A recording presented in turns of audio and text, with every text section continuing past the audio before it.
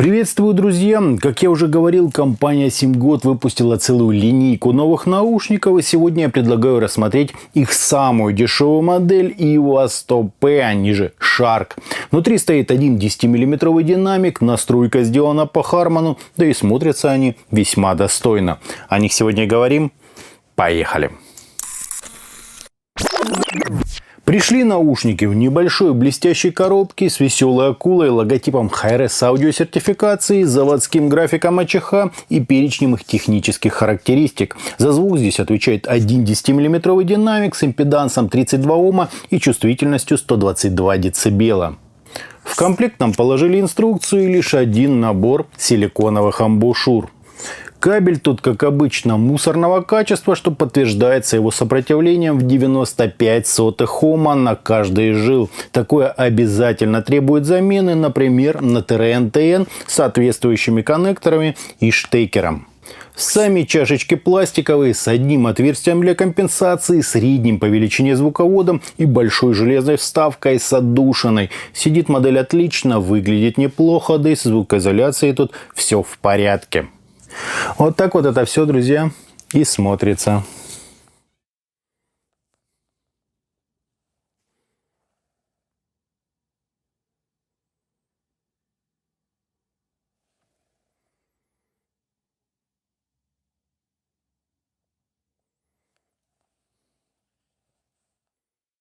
По измерениям у нас довольно вальяжный, с высокой амплитудой импульс, незначительные расхождения между левым и правым каналом и искажения в пике, достигающие 36 сотых Ома, что весьма достойно. Фаза ведет себя естественно, затухание на 30 и 60 дБ составляет где-то 80 и 98 миллисекунд без каких-либо возмущений.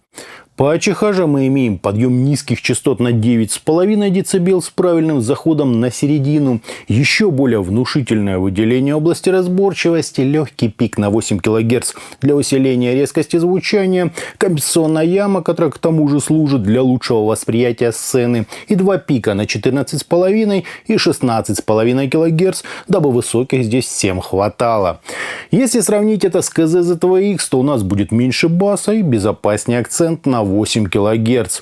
На KZ-Defy это тоже похоже, только в сравнении с ними у нас чуть меньше самого низа и есть некоторые отличия в выразительности. Сам же производитель отмечает, что это не что иное, как хармановская кривая 2016 года. Вполне может быть, друзья, тут спорить не буду. По звучанию, как для своих 1600 рублей, получилось очень достойно. Больше всего это похоже на только рассмотренный нами Balon Z300. Такая же сдержанная эмоциональность, чуть притушенная выразительность и довольно приличное разделение инструментов. Но, видимо, чтобы мы не забыли о их стоимости, нам заметно так прибрали самую нижнюю часть баса и еще сильнее прикрутили выразительность, сделали звук светлее и лишили акустически правильного веса. Да, на слух EVO 100P кажутся точнее и прозрачнее, но это исключительно за счет еле ощутимой добавочной массы. То есть выжали из динамика все по максимуму. Слушается это приятно, а если ни с чем не сравнивать, то можно даже поймать вау-эффект от имеющейся здесь в совокупности нейтральности и мелодики. В прямом же сравнении с Balon Z300 или KZ-Defy сразу понятно, какая из моделей дешевле. Так что, хотя для своей цены все и неплохо, но каких-то иллюзий строить не нужно. По стилистике, на мой взгляд, тут полный разгул. Никаких спорных пиков или особо глубоких ям. Та, что на 10 кГц не в счет, она акустически оправдана сценой, которая здесь, кстати, как и в случае Z300, немного приближена к слушателю и имеет довольно приличное разделение эшелонов. Не хватает разве что размаха больших концертных залов, а вот всякие оркестровые версии популярных произведений звучат очень достойно. В остальном рок, джаз, фолк, металл, не танцевальная электроника и все живое акустическое даются им весьма неплохо. KZ-Defy за те же деньги, конечно, намного выше уровнем, но и EVO 100P кое на что способны. Звук здесь центрирован, не лишен мелодики и за счет высокой чувствительности будет вас радовать, в том числе и с аналоговым выходом вашего смартфона или планшета. Но старайтесь выбирать что-то с массивным таким телом, поскольку сами ушки не сказать, что богаты на добавочную массу. Разбирая по частотам, бас тут выходит за счет средней и верхней своей части. Он собранный, достаточно объемный, но не сильно текстурный. Серединке заметно так не хватает экспрессии, однако она имеет отличную разборчивость, мелодичность и теплый такой аналоговый окрас. Ну а верхние частоты, несмотря на то, что хорошо подсвечены, одеяло на себя не тянут и не стараются как-то доминировать в треке. Хотя если ударная партия там агрессивная, Симгод, будьте уверены, раскроют ее во всей красе.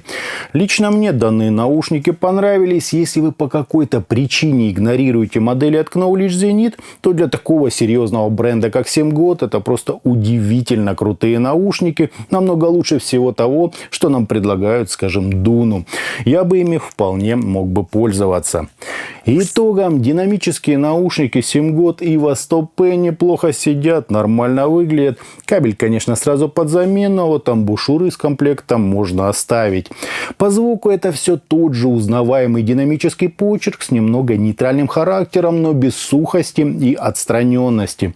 То есть спокойное такое звучание с чуть прибранной выразительностью для тех, кто любит не рвать на себе майку от восторга, а вдумчиво вслушиваться в любимую музыку.